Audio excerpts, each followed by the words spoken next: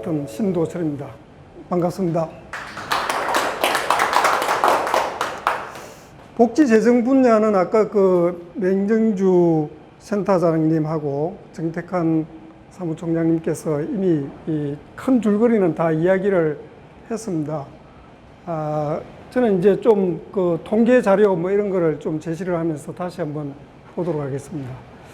근데 이 복지재정 분야는 여기 가장 그 대한민국에 가장 전문가가 한 분 계십니다. 그 최강 보건복지부 장관을 하셨고 또 조세연구원장 뭐 이런 것도 하셨고 지금 이제 요 나보 장기 이 재정 전망 이거를 먼저 띄워놨는데 그 국회 예산정책처 초대 처장님도 하셨습니다. 그래서 나중에 저 마치고 나서 꼭 한번 그 코멘트를 해 주시기 바랍니다. 그리고 또 우리 그 장대평 장관님께서도 기획재정부 뭐 이런 데 계시고 해가지고 이쪽 분야의 그 전문가이십니다. 고단 페이지 잠깐 한번 넘겨보죠.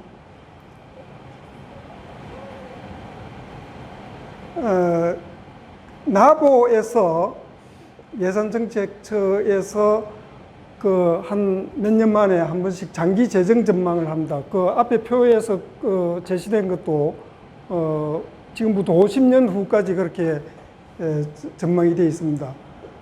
그 인구 뭐 이런 거를 고려에 넣고 또 현재 그 제도 하에서 재정을 운용하면은 앞으로 어떻게 될 건지 그것을 이제 보여주는 겁니다. 그러니까 이제 물론 그 앞으로 전망을 하는 거니까 시나리오에 따라서 조금 다르기는 하지만은 그 앞 페이지를 한번 보여주시죠. 그 표를 한번 보여주시죠. 앞 페이지. 크게 이렇게 그 2020년부터 2070년까지 돼 있는데 항목을 보면 총 수입이 있고 총 지출이 있습니다. 총 수입은 국세 수입하고 국세 외 수입이 있습니다. 여기 보면은 국세 수입은 GDP 대비 비율이 뭐 14%, 15% 그 정도 수준으로 이어지는데 국세 외 수입은 오히려 줄어드는 걸로 그렇게 나와 있습니다. 이게 이제 인구도 줄어들고 하면서 특히 이제 그 국민연금 같은 데에 그 보험료 저기 이렇게 받아들이는 거 그런 게 이제 줄어드는 거를 반영을 한 겁니다.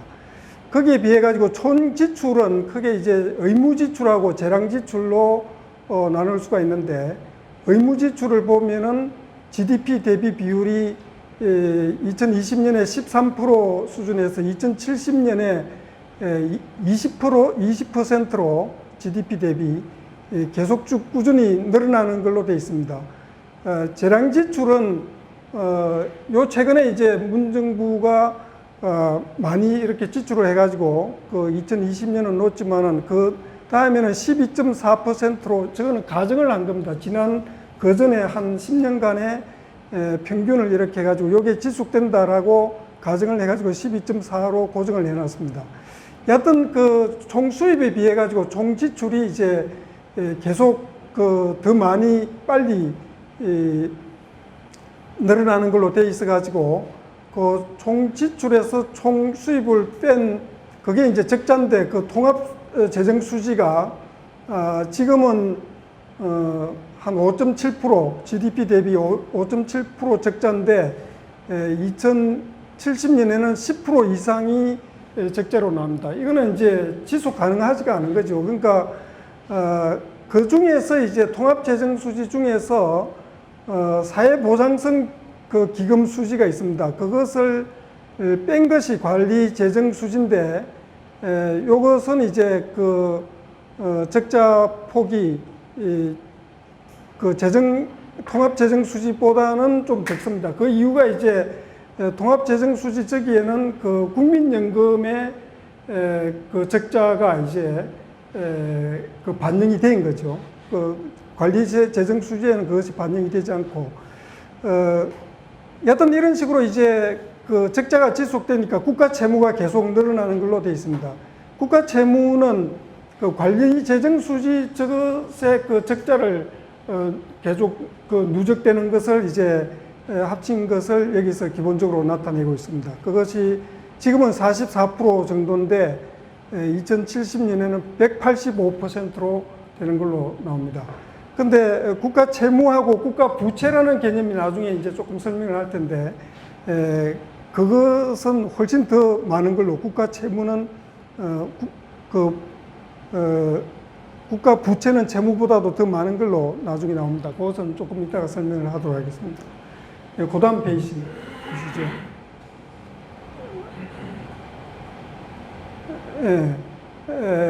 금방 그 통화재정수지에서 사회보장성 기금 수지를 제외한 관리재정수지 그 개념을 설명을 했고, 국가 채무가 이제 계속 늘어난다, 그것을 이야기를 하고 있습니다. 이 보고서에도 결국 이런 식으로 가면은 우리나라 그 재정이 지속 가능하지 않다, 결국은 파산으로 간다라는 것을 이야기를 하고 있습니다. 그 다음 페이지. 왜 자꾸 너무 한 페이지로 안 넘어가요? 예, 금방 이야기한 것을 그래프로 표시한 게 요겁니다.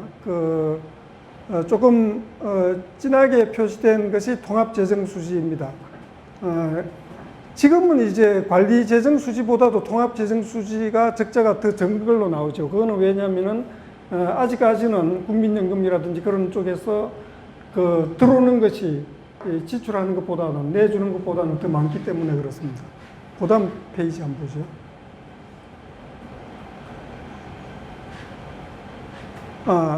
그 다음 페이지.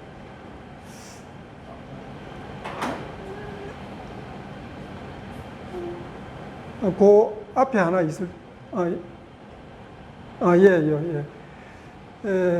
금방 이야기한 사회보장성 기금이라는 것은, 여기 회계상, 국민연금기금, 사학연금기금, 고용보험기금, 산재보험기금, 이것을 합친 겁니다. 이 중에서 보면은 시간이 지나면서 적자폭이 계속 더 확대되는 것이 이제 국민연금기금인 것을 알 수가 있습니다. 다른 것은 그 GDP 대비 비율을 보면은 그렇게 크지는 않습니다. 그 다음 페이지로 보시죠. 그 다음 페이지. 아까 의무지출을 이야기했는데, 그 복지 분야 의무지출을 여기서 정리해 놓고 있습니다. 그 복지 분야 의무지출은 공적연금, 사회보험, 공공부조, 복지 분야 기타 이런 식으로 이제 분류가 됩니다. 여기서 보면은 공적연금 중에 조금 전에 사회보장성 기금 거기에 들어간 것은 국민연금, 사학연금이었죠. 공무원연금, 군인연금 이것은 바로 예산에서 바로 집행이 되는 겁니다. 사회보험 중에 보면은 고용보험, 아까 산재보험 기금 그거는 이제 그쪽에 들어가 있었는데, 건강보험 이거는 정부가 이제 지출하는 부분은 건강보험료 징수액에 비례해가지고 일정 부분을 재정이 지원하도록 되어 있습니다. 그런 식으로 지금 되어 있는데, 여하튼 분류가 이제 이렇고, 이것이 의무 지출이 GDP 대비 계속 늘어나는 걸로 맨 위에 칸에 보면은 그렇게 나와 있습니다. 그 다음 페이지 보시죠. 그 다음 페이지. 그래서 국민연금기금 이것이 이제 장기적으로 이 재정 적자를, 통합재정수지 적자를 가져오는 가장 큰 요인인데, 이것을 보면은 재정수지라 해가지고 그 표의 밑에 이제 회색으로 되어 있는 부분이 있죠. 저것이 이제 계속 이제 마이너스로 이어지는 거죠.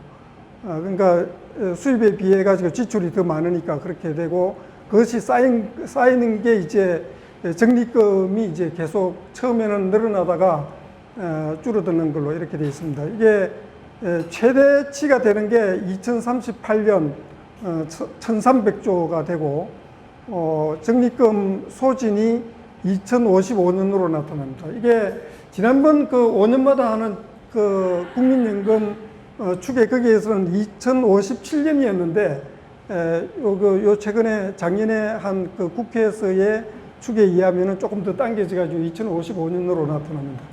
그 다음 보죠.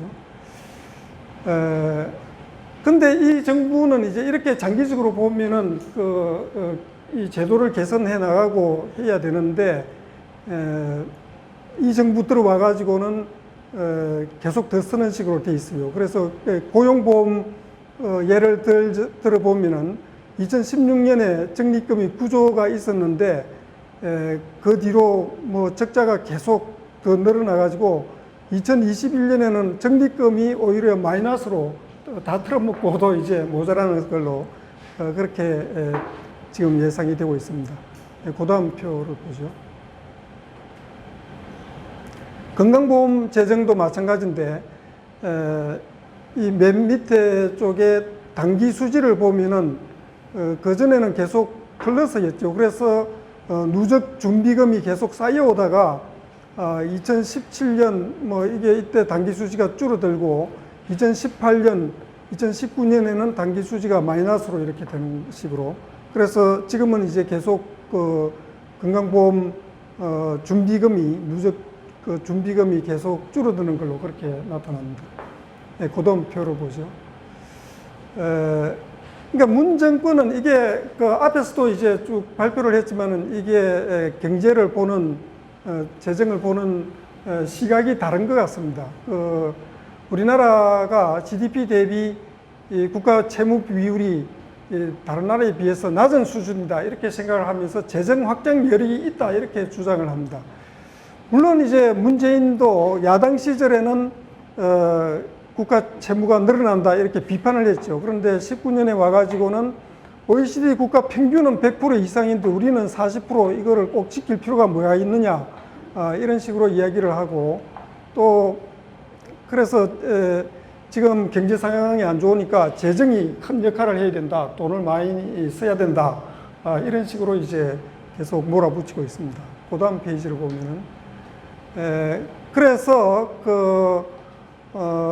지금식으로 이제 예산을 쓰고 또 계획을 한 그거를 반영해 가지고 2026년까지 국가 채무율이 어떻게 변화할지 주요국에 그걸 비교를 해봤습니다. 근데 한국은 이 6년 사이에 국가 채무가 21% 늘어나는 걸로 세계에서 가장 많이 늘어나는 걸로 이렇게 추계가 되고 있습니다. 그리스 같은 나라는 지금도 국가 채무가 뭐 엄청 높죠. 2020년에 213 이런 식으로 돼 있는데 이제 저것 때문에 이제 나라가 엄청 큰 곤란을 겪었죠. 그러면서 지금은 이제 아주 큰 희생을 치르면서 이제 국가 채무를 줄여 나가고 있는 거죠. 우리나라는 지금 엄청 늘려나가고 있는 단계다 이렇게 볼 수가 있겠습니다. 그다음 그래서 추경까지 이렇게 해가지고 문재인 정부 와서 이 국가 채무 비율이 늘어나는 모습을 그래프로 그려보면은 다른 정부에 비해서 엄청나게 빠르게 이제 돈을 쓰고 있다 그것을 알 수가 있죠. 그다음 페이지. 근데 이런 재정 확장 여력이 있다는 문 정권의 시각에는 문제가 아주 많습니다. 기축통화국이 아니죠. 미국이나 일본이나 영국이나 이런 나라처럼 자기 나라 화폐가 국제무역이나 이런 데 쓰이고 그런 나라가 아니죠. 이런 경우에는 이 재정 적자 규모가 커지고 국가 신용이 이렇게 훼손되고 하면은 엄청 빠르게 악순환으로 들어갈 수가 있습니다. 실제로 OECD 국가 회원국 중에서 비기축통화국의 국가 채무 비율은 기축통화국의 평균의 절반 수준 정도로 그렇게 나타납니다. 아까 OECD 평균이 100% 되는데 이렇게 했는데 비기축 통화국으로 치면은 우리나라가 이미 그 비기축 통화국의 평균은 오히려 넘어서는 걸로 지금 그런 식으로 가고 있습니다. 근데 지금 조금 전에 봤다시피 증가 속도가 엄청 빠른 거죠. 그 다음 페이지. 그리고 이제 국가 채무 비율 통계도 다시 들여다봐야 되는데, 다른 나라하고는 달리 우리나라에는 그 한전, LH공사 등 공기업 부채 이쪽에 그 적자가 엄청 많이 숨겨져 있습니다. 그리고 공무원연금, 군인연금 관련 연금 충당금 부채, 이것도 그 다른 나라에 비해서 엄청 많은 식으로 그 계속 앞으로 이제 적자가 이어지는 식으로 돼 있으니까, 이런 거를 합산하면은 국가 부채 비율은 이미 100%가 넘는다, 이런 그 계산이 나오고 있습니다. 그러니까 지금 현재 상태로도 상황이 아주 안 좋다, 그런 생각이 들고, 또 조금 전에 봤다시피 고령화가 빨리 진행되고 있죠. 그 저출산 이런 게 그렇게 되면은 이 복지제도 지출 요인 이런 게 더 많아지고 하면서 재정에 이제 더 안 좋은 영향을 끼치는 그런 식으로 될 겁니다. 그다음 기축통화국이 아닌 나라가 나라 빚을 갚지 못할 경우에 어떤 결과가 나타나는지 그리스, 아르헨티나 이런 사례를 보면 알 수가 있습니다. 이게 이제 나라 빚을 감당하지 못해가지고 파산의 길로 들어든 나라들이 이제 몇 나라들이 있죠. 근데 이 나라들을 보면은 GDP 대비 국가 부채 비율이 한 40%에서 100% 수준으로 이르는데 몇 년 안 걸리더라고요. 그 나빠지기 시작하면은 그런 포퓰리즘 정권이 들어서 가지고 막 퍼대기 시작하면은 나빠지는 게 수년 내고 그래서 이제 국가가 파산으로 간다. 이탈리아, 스페인 이런 나라들도 뭐 이렇게 나빠지는 게 몇 년 안 걸릴 수가 있다는 거죠. 그러니까 진짜 내년에 선거에서 저 좌파 포퓰리즘 정권을 종식시키지 않으면은 우리나라가 진짜 위험해진다, 그런 생각을 해볼 수가 있습니다. 그 다음 페이지를 보죠.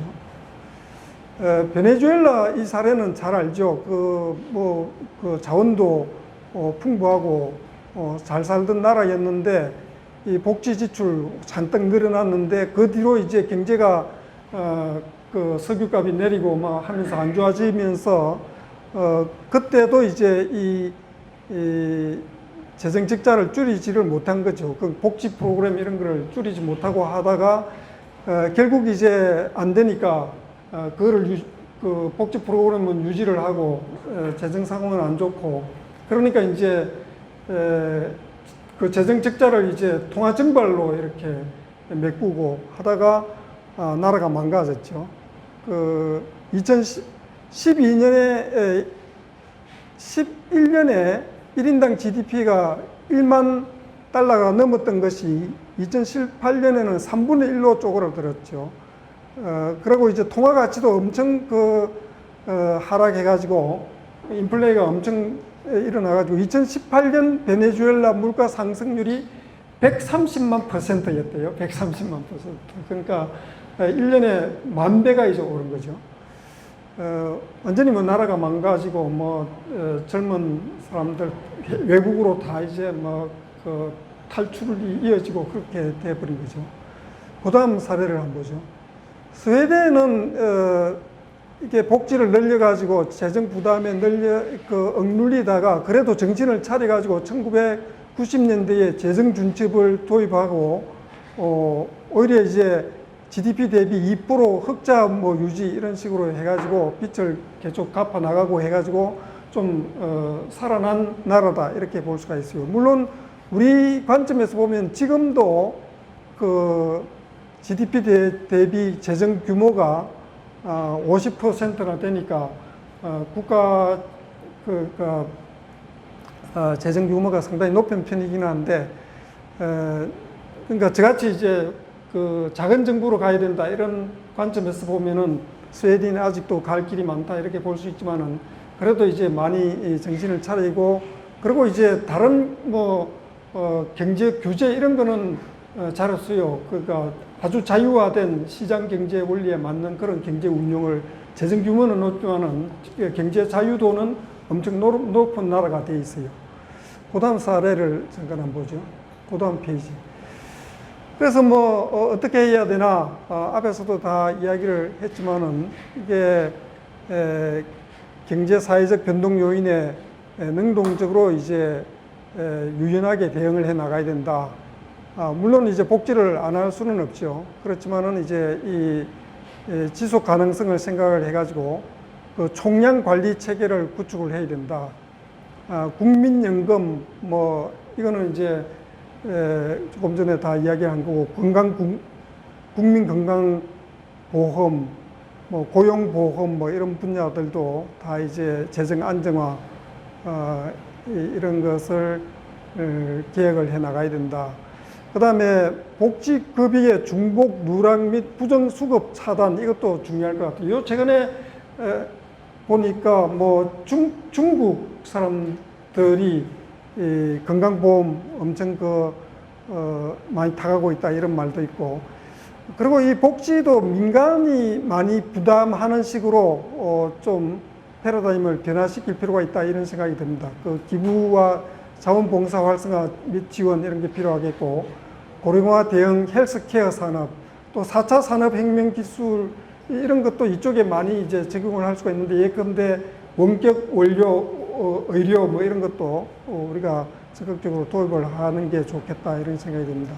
어떤 재정 건전화 장치를 마련할 필요가 있겠다 그런 생각이 듭니다. 좌파 정권이 노상이 이렇게 많이 써가지고 재정을 파탄 내놓고 하면은 많은 나라에서 우파들이 들어와가지고 다시 이제 정신을 차리고 나라를 바로 살려놓고 하는데, 어떻게 보면 억울하죠. 그렇지만은 그렇게 하는 것이 우리 애국 보수 그 애국 우파들의 숙명이 아닐까 그런 생각이 듭니다. 그리고 진실이 무엇인지, 외국 사례는 어떠한지 이것을 국민들에게 성의껏 알리면은 우리가 제시하는 정책이 국민적 공감을 얻을 수도 있지 않을까 이런 생각이 듭니다. 그러니까 좌파들이 계속 퍼주게 하니까 거기에 안 하면 우리도 표가 없다 이런 식으로 이제 계속 나와가지고 끌려가는데, 그럴 게 아니고 우리나라 그 민도도 어느 정도 되니까 그것을 이래가지고는 안 된다. 정도를 알려드리는 식으로 나가야 되지 않을까 그런 생각이 듭니다. 예, 감사합니다.